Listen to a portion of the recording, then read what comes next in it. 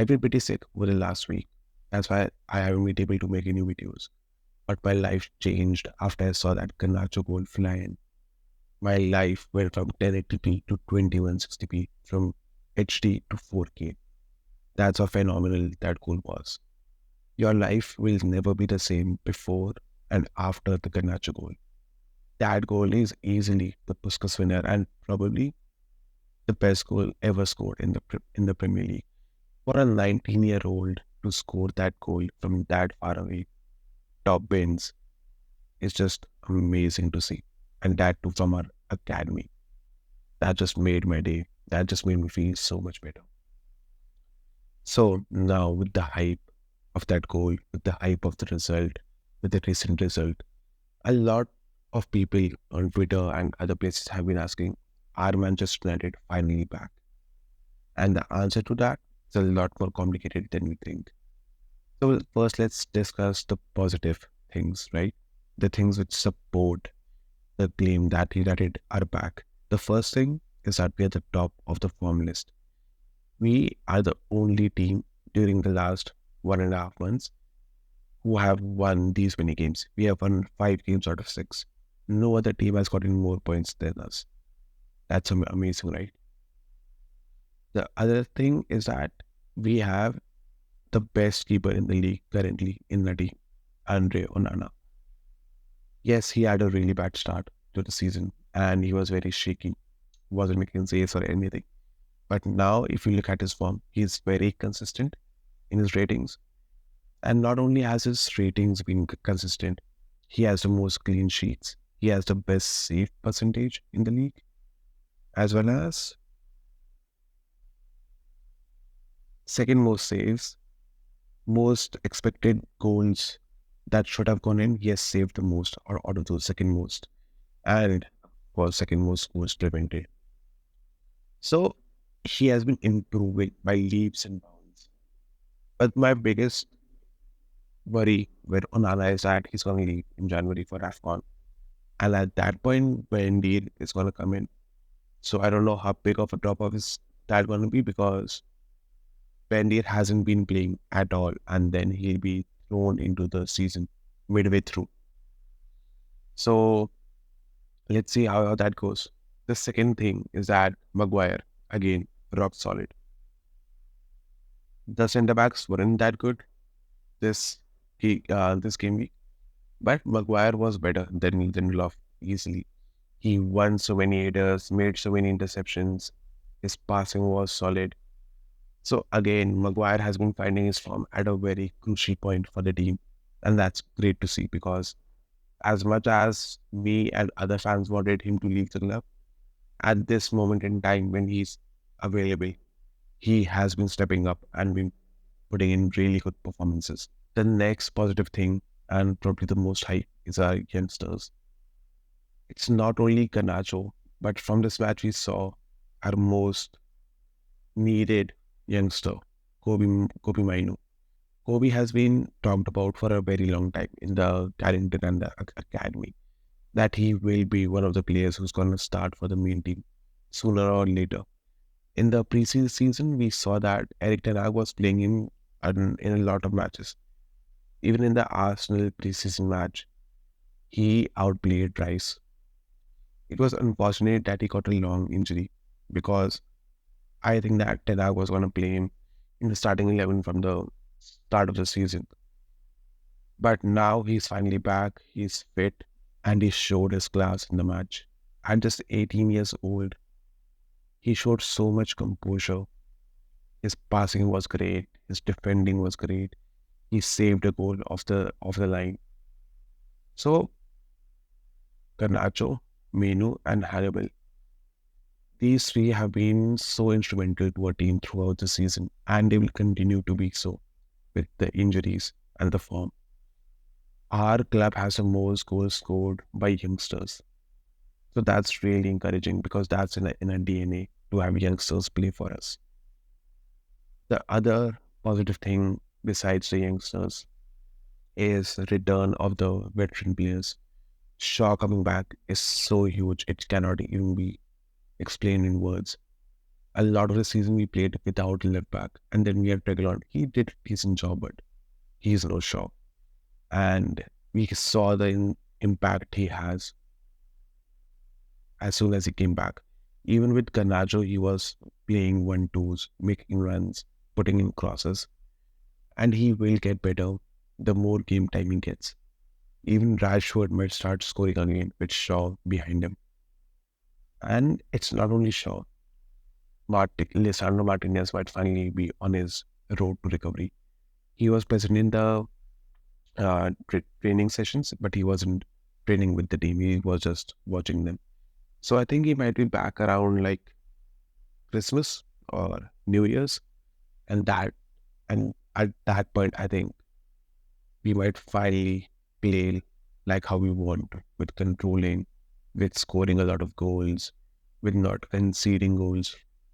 Another positive thing is that even though it's still rumors, there are news that the Radcliffe ownership is close. Yes, it's not a complete new ownership. The Glazers are still here, but it gives us something new other than the Glazers. It said that the Radcliffe will take over the football operations. He will install a new CEO, new DOF, bring in proper structure to recruiting. So that brings us a lot of hope because our signings, not just Ten Hag signings, but signings over the last decade have been awful. 90% of them have been waste, I would say. 90%. And not only with the players' waste, but we overpaid as well, which has put us in a really bad position with the FFP. So with this new ownership, we can expect some new changes, some new breath of fresh air, which should hopefully bring around a positive result, a positive environment for us. So there are a lot of positives that yes, we are getting momentum. Our youngsters are scoring. Our players are returning from fitness. We are top of the form list. We are just 2 points of Spurs and just 4 points of the fourth place. So we can still qualify for the Champions League. We can still easily qualify for the Champions League. Not easily, but we still have a chance. At least a lot more chance than we did from the first month of the season. But we have a we have problems. We have a lot of problems. So these were the points which are supporting that United are back. Now let's discuss the point which say that United are not back, right? The first point is that yes, we are the most informed team. But when you look at those teams, 1-0 Burnley, 1-0 Sheffield, 1-0 Luton, 1-0 Fulham, 3-0 Everton. Out of the 5 wins we have out of 6, 4 of those teams are in the bottom 4. They are not only in the bottom 4, we only beat them 1-0, 3 of them. The football has been horrendous. It's just survival football. Just get the goal, not concede a goal. That's it. There is a massive chemistry problem between the midfield and attack. It's like they don't know how to play with each other. Their passing is not on point. There is no setups. There is no creative play. I don't know why there is such a big drop off, but I could guess that it's because of us centre backs. Because last season, all of our play started from Lisandro or Varane directly passing between the lines, and we just don't have that this season. So I think when Lisandro, Shaw, other injuries come back, Hoyland, we will play a lot better. But at this moment, we are playing really bad. And the biggest issue with that is our fixture list. This fixture list is probably our toughest month going forward. Every match is difficult. Galatasaray away, Newcastle away, Chelsea home, Liverpool away, Aston Villa home. There are just so many matches where we can lose heavily. Heavily, maybe like by 4 or 5 goals. So this is the issue that yes, we have been great over the last month and a half, but the month forward, it can be horrible. This month forward will decide if Ten Hag stays in the job or not, because it can decide if we get knocked out of Champions League. It can decide if we are around top 5 or if we are around the top 10 teams. That's how bad it can get so quickly.